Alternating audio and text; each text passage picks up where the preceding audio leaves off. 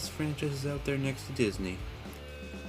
And with the addition of Sun and Moon, I'm sure a lot of players out there are thinking, good God, I wish insert name here was real so I could hang out with him and we could just go on an epic adventure.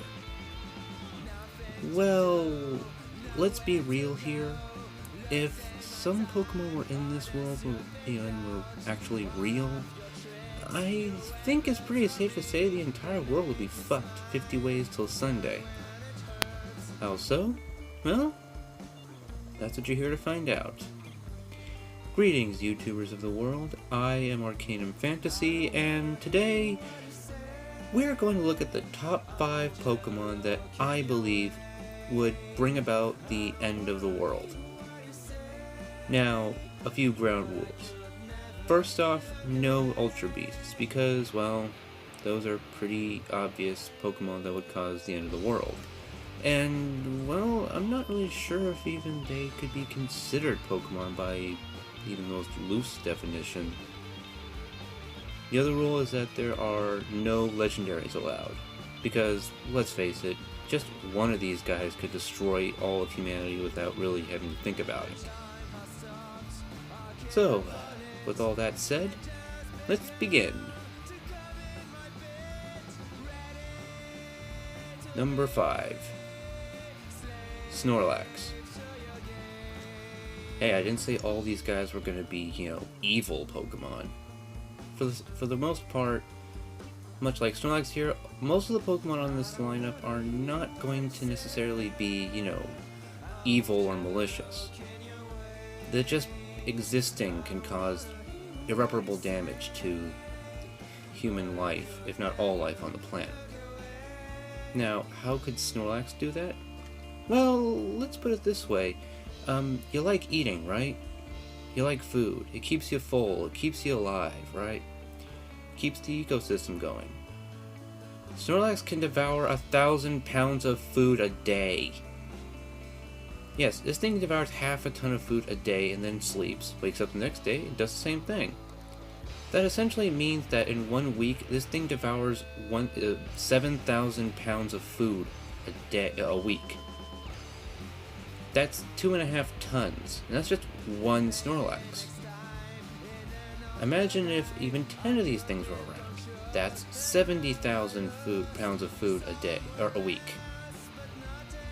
So, leave just 10 of these guys on an island, and they will strip it completely bare in less than a week. And you probably think, okay, no problem, we can just, leave it on the island, let them starve to death, or maybe eat each other, as morbid as that is. After all, Pokemon eat Pokemon all the time. Just, look at Magikarp, and Corsola, and, hell, Miltank. Oh no, wait, humans eat those. Anyway, that wouldn't be a problem if it wasn't for the fact that Snorlax can swim. And they can swim pretty damn far. In fact, if you look back in the anime, there was one Snorlax that was able to hop from one island to another, not literally, just swimmed from one island to another, and stripped entire islands of grapefruit.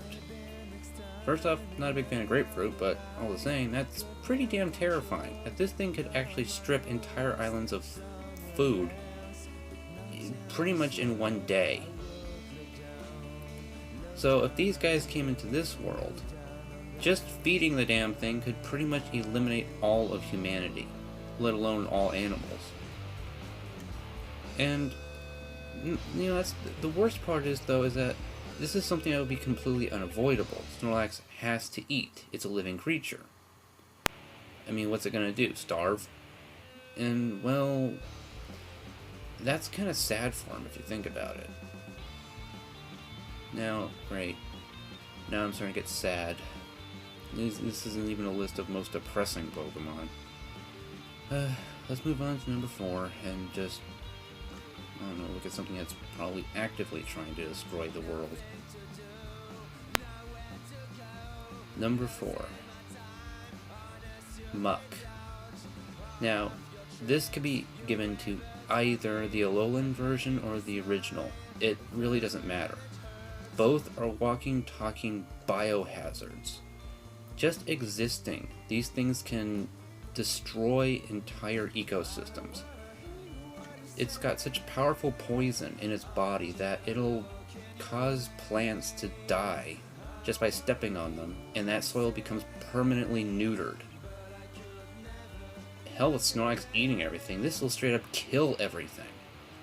It'll pollute water, it'll destroy plant life, it'll totally undermine ecosystems, and to make matters worse, a lowland muck devours inorganic matter, meaning it'll just devour houses and devour cars, anything can get its crystally teeth on. So this guy would pretty much end up having to be completely quarantined, if not nuked, though honestly I'm afraid of what would happen if we exposed these things to radiation, seeing as in some Pokédex entries, lunar radiation turns a pile of sludge into Grimer. So I don't even want to know what nuclear radiation will do to an already mutated Alolan Muck. Ugh, give me some chills. So, where Snorlax needed to eat and would end up causing a gradual extinction, this thing would need to eat, and just by existing can cause entire biological decomposition. Yeah, apparently if this thing shows up in our world, we are so screwed! Plus, this thing's got a liquid slime body, so I'm pretty sure bullets won't do anything to it, so hell, it'd probably just eat your gun and your bullets. So there's really no way to deal with it. So, yeah. Muck, Alolan Muck. Hell, and there are preforms, Grimer and Alolan Grimer. Stay the fuck away from planet Earth, because we've got enough issues here, and we don't need you guys turning the whole place into a toxic waste dump. We're kind of doing that on our own, so, you know, don't help us out here. Let's move on. Number 3.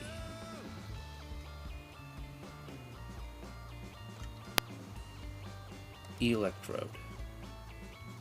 Yeah, it's probably a weird choice, but let's think of it this way. Grimer and Muck and Snorlax would all be rather difficult to shut down.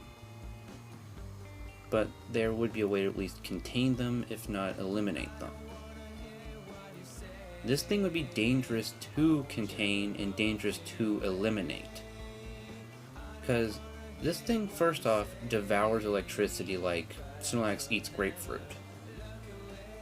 And to top it off, if Electrode were to explode near something, say a nuclear power plant, which it would probably get drawn to because of all the electrical energy, it would pretty much cause a nuclear meltdown and it'll just straight up obliterate everything around it. Combine that with the fact that pretty much everything nowadays is powered by electricity, this thing would cause nationwide blackouts.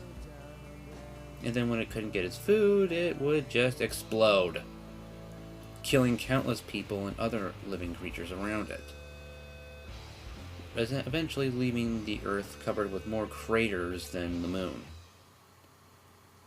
Also add to it the fact that terrorists would probably get the idea of getting a bunch of Voltorbs to evolve into these behemoths, and then bring them into an area, provoke them, and then cause an entire populace to just get erased from the face of the planet. Essentially, this Pokemon would cause the end of the world almost entirely based on just human intervention or interaction. So, yeah. I like electric types. They're fun, they're interesting, they're cute to some degree. But I do not ever want to see a gigantic nuclear Pokeball in our world. Thank you very much. I'm moving on now. Number 2. Okay, you guys probably saw this one coming, but McCargo is a deadly creature to have in this world. This thing is hotter than the freaking sun, according to its Pokédex entries, and is a living beast made of lava. Cool design, but I do not think I want to be anywhere near something that would pretty much incinerate me just by standing next to it. Plus, what would this thing eat? It probably just straight up devours rocks or something. I mean, it is part rock type, but just one of these things could pretty much reduce half of the entire planet to the planet Mercury. So put just one of these, have it move over a little bit over time, and the entire planet is roasted. Yes, where Alolan Muck would probably cause gradual elimination of all living things on this planet just by being there, McCargo causes mass devastating extinction effects just by existing. And where it would take a lot of Alolan Mucks to mess up the planet, it would take just one McCargo. And I doubt this thing has any ill intention. I mean, it's just going about its day, living its everyday life, just enjoying its time. Meanwhile, everything else around it is evaporating, incinerating, and just straight up disappearing out of existence. I wouldn't be half surprised that if one McCargo were to find a way to circle around the globe, it would completely, turn the whole planet into just a giant fireball. Now we're gonna get to something that's a real concern here. A Pokemon that in real life would just completely destroy everything. Not out of needing to feed, not out of just breathing, not out of just, existing in this world, but just out of broken, flawed logic. Number 1. Porygon Z. Yeah, you probably thought I was gonna put something truly devastating on this list for number 1. You probably thought it was gonna be McCargo. Hell, you probably thought it was gonna be, Hypno. No. All of those guys pale in comparison to the horror that is Porygon Z. Why do you think I think it would be, the number 1 most likely Pokemon to cause all of humanity and all life on this planet to just completely disintegrate and disappear? Well, let's go through Porygon Z's history. First, it starts off as a typical, everyday little Porygon, a man-made Pokemon that has the unique ability to enter into digital space. Pretty cool. Pretty helpful. This might just pretty much be the MacBook Pro of the past, or at the very least a Microsoft Word processor aid or something to that effect. Then a few years later, someone decides to update it by having it turn into Porygon 2 using a update program. Now this thing not only has the ability to function and live inside a computer and in cyberspace, it can also go into outer space to function and control and fix any kind of issues with space-age technology. Well, let's just say someone thought, let's see if I can make this Pokemon even better. And thus the dubious program is created, and when Porygon 2 evolves into Porygon Z, what essentially happens is that all of its code just gets completely butt-raped.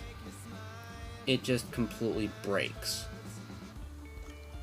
So, in the end, we've got a glitch Pokemon that actually can be traded and such, unlike, say, Missing No.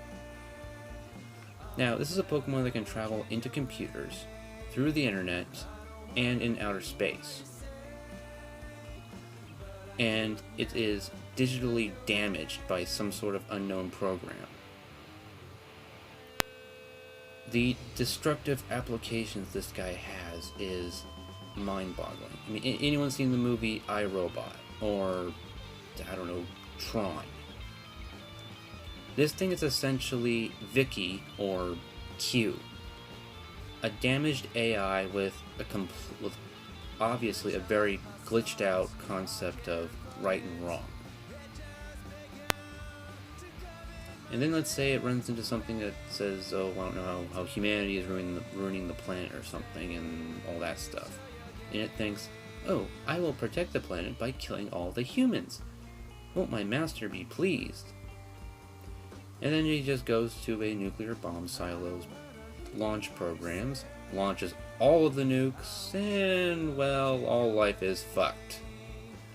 Yeah, this Pokemon may be intending it to do it good by its master or its trainer, but let's face it, this thing would completely destroy all of humanity. All because of faulty programming and flawed logic. Also, the main reason why I don't use Porygon Z, because this thing creeps me the fuck out. I mean, look at this thing. It looks like what happens when you hook up a bunch of things to your computer and then just slap the screen repeatedly until it blinks.